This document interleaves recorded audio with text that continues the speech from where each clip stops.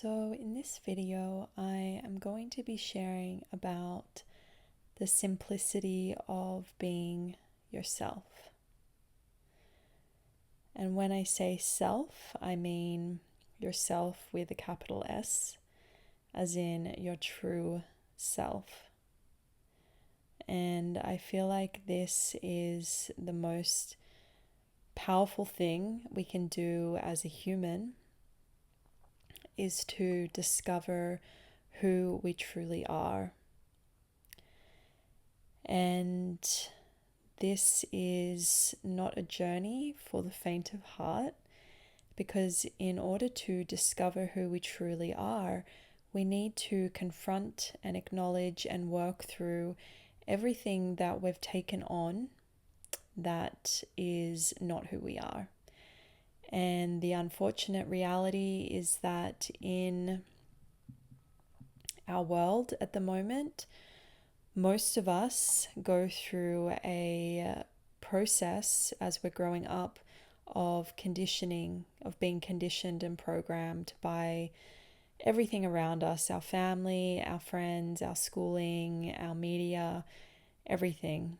And all of this ends up creating a conditioned idea in our mind of who we think we are.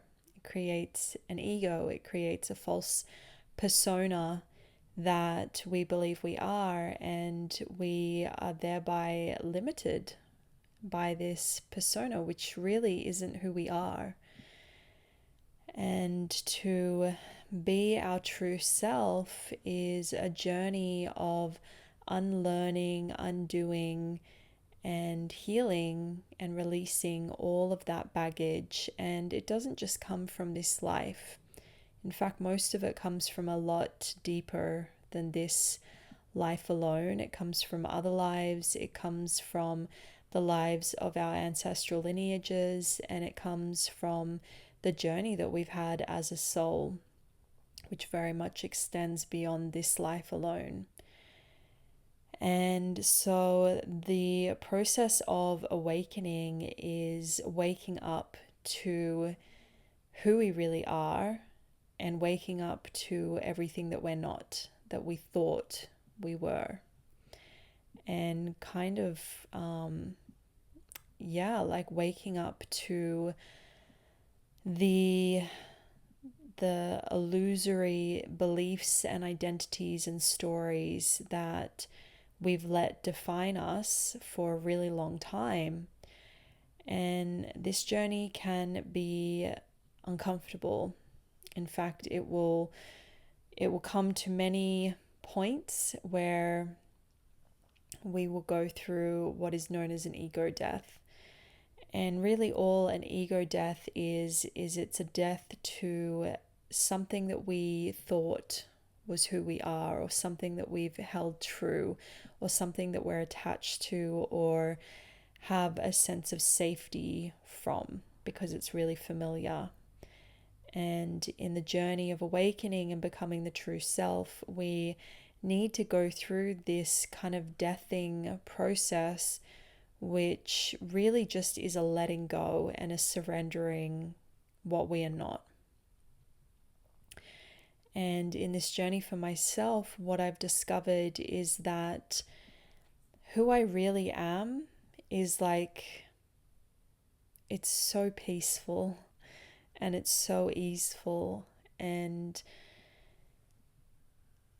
like living from my ego was so hard in comparison. Like every day living in my ego felt scary, felt overwhelming, felt stressful, because there's, the ego, the false self is completely built its foundation on fear and on these beliefs of not being good enough and being separate from God and separate from love. And so the whole story of the ego is a story of fear and pain and stress and not good enough and lacking and disconnection, and it's really not pleasant. And so we as we awaken and heal, it's like all of that starts getting put the right way up. And we realize that the ego's way of living is actually completely back to front, inside out, upside down. Every way it could be wrong, it's wrong. And the crazy thing is that most of this planet is and living in that way and thinking that that's normal. And that's just because of ignorance and, not having gone through a very deep healing and awakening and self illumination process. But eventually, we're all going to be called to undertake this journey. And it's a journey that we have to take for ourselves. No one can do it for us. It's the inner journey of awakening to who we really are is a journey that each one of us as a soul needs to undertake when we're ready. And I feel like that moment comes when we all reach this moment where we're just tired of the suffering, the misery, the emptiness, the meaninglessness, the constant hardship, the constant failure. Like we reach this point as a soul where we're just exhausted and we just can't go on. We can't fight another day. And for some people they get really sick or they have an accident, or it looks different for each of us, and it always plays out in the perfect way for us, in the way that's gonna get our attention and get to us through all the layers of density and darkness. Something needs to snap us out of that, and what snaps us out of that will be unique to each of us, custom designed by our higher self, our guides and angels, and by God. And when that time comes, that's really when we start our awakening process. And I've read stories of that happening quickly for people, but in my experience and what I've seen around me is that it starts a journey, and that journey can go for many years. I know for me, I had my awakening like 11 years ago, and it's only really been in like the last year where the suffering has really lifted. So that was like 10 years of seeking and experimenting and healing and trying lots of different things on, and all of that was necessary.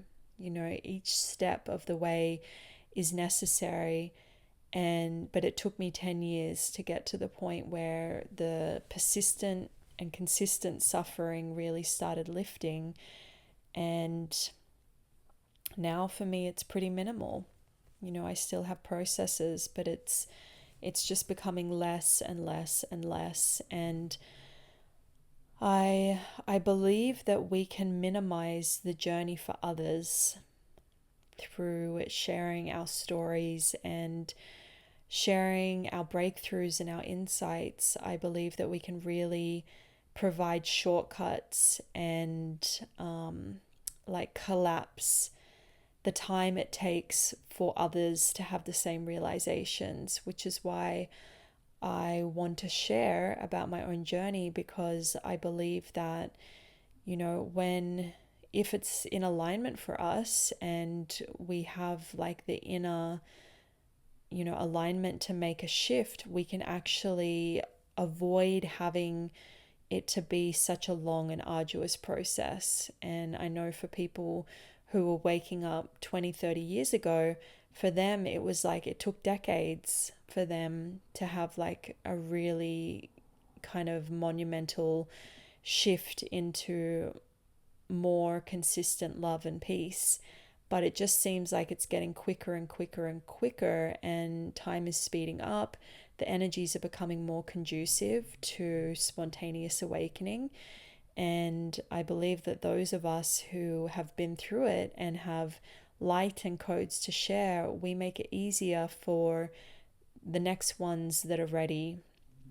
And in this way, like as a collective, it's kind of like this wave, and we just ping each other like light bulbs or candles. We like switch the light back on, and as this wave rolls, it's like more and more can get on board and join the awakening, which is just what this time on earth is all about. It's about this mass awakening, and we're in it right now. And that's why we're seeing so much, darkness and corruption and chaos like really prevalent on the planet.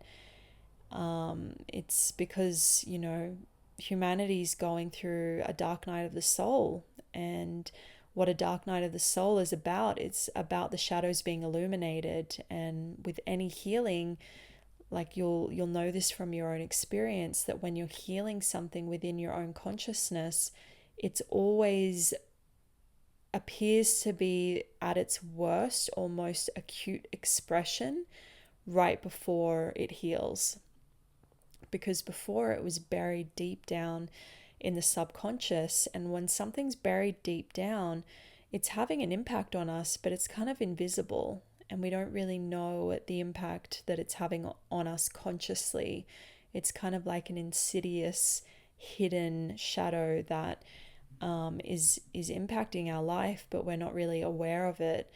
And as that shadow gets ready to heal and release, it comes out of the shadows and it comes into the light of our awareness. And that's always the most painful moment, because when a dysfunctional, painful pattern comes into the light of our awareness, we can see it, and we can see the pain it's been causing us, and we can see all the toxicity of it. And it's so in our face, and that's like the most uncomfortable moment.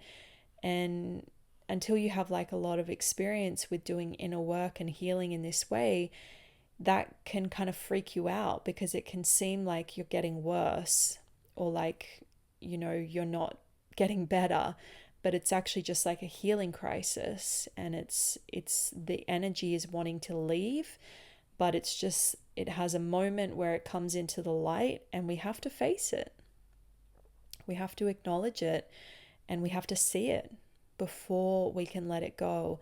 And so we're having that play out on a global level right now. All of the shadows of humanity, like the darkest, ickiest shadows of humanity, are really coming into the light. And I believe it will be this way for still some time to come. And it's a good thing. It's just a process of healing. And I've done this so many times with myself and my clients that I'm not afraid of this process anymore. I see it as a good thing, and I celebrate it, because it means energies are moving and the darkness is wanting to heal. And yeah, we just have to have enough awareness and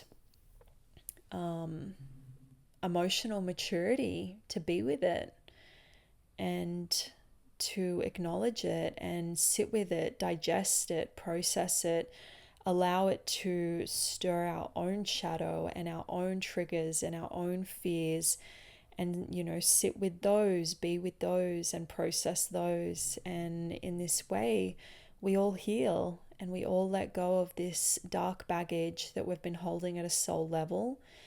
And we all individually begin our journey home to love, our journey home to who we really are.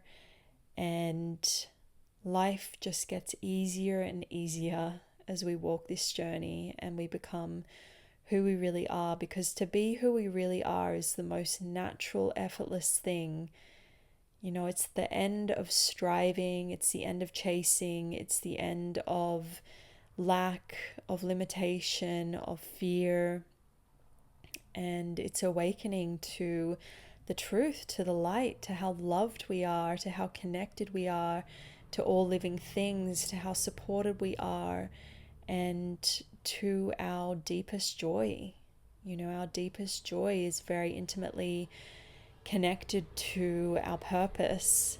and God's will for us, which is our deepest purpose, and it's what we truly desire.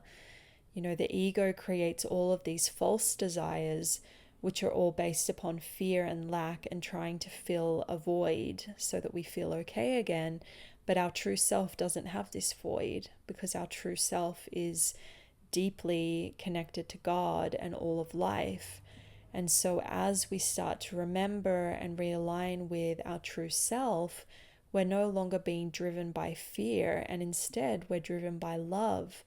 Like, what would love do? How does my love want to express?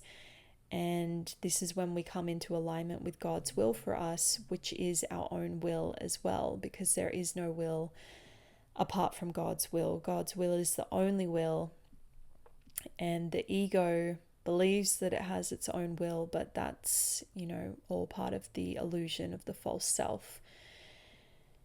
And so letting go of that allows us to, just awaken to what's been here all along. Heaven has been here all along. It's been inside of us all along. It's like, I like to say, it's been right under our nose. And right now we're just stripping back the nightmare, the hell that our mind created through, thinking thoughts of fear and believing in fearful things, where we're healing all of that. And hell, hell isn't a place.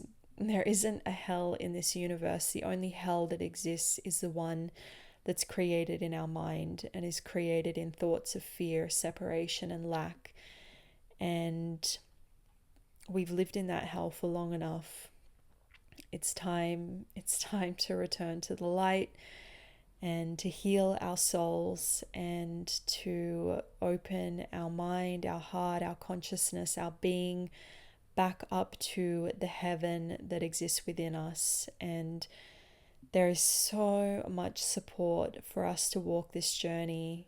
This is what God wants for all of his children. He would never want his children to go without. But we have the free will to create that and perpetuate that, and nothing will intervene in that process, because that would be to take something from us, and God isn't in the business of taking anything from us. God is in the business of giving to us, and he has given us everything.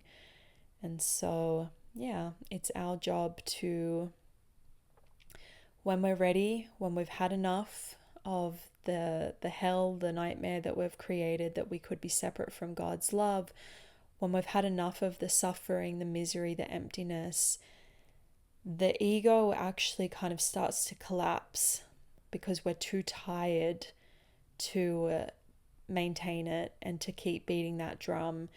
And so something kind of like gives way, and we kind of have a, like a dark night of the soul or a breaking point.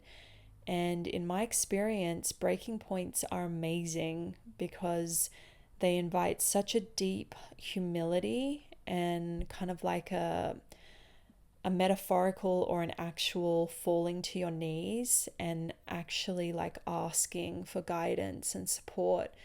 And before we got to breaking point, our ego was ruthless in its strategies and its plans for what it wanted to do, what it thought would bring us happiness and salvation. But once we've tried all those things and we can see that they don't lead anywhere, we have this breaking point and we get down on our knees, and something inside of us finally opens and lets love in, lets God in, lets the light in. And I just hear it time and time again that breakdown moment is where people's lives start changing for the better, where everything starts rearranging. And it can be scary. I mean, it most often is scary for our ego to be in that place, because it's a letting go of everything familiar, everything known, and it's trusting in something bigger than us, that something bigger than us has got our back, is taking care of us. And that's just super humbling for the ego, but that's part of what has to happen in order for this false self to begin to heal and fall apart, so that who we really are can emerge and take the lead. So this has been my experience, and this is what I help my beautiful clients with in session. And I hope this video has supported you in some way. If it has, I would love if you would like this video and subscribe to my channel. And I'm sending you so much love. You can connect with me down in the comments, and I will see you again soon. Big hugs.